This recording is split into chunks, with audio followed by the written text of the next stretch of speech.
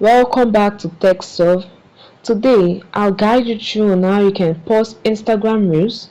So, let's get straight into the video. Now, tap on the Reels option below and locate the Reels you want to pause.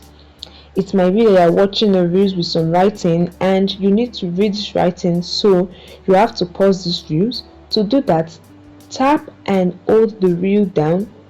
Tap and hold it down as you can see on the screen. Please hold your finger on the screen to pause this Reels, and to remain paused for as long as you place hold your finger on the screen.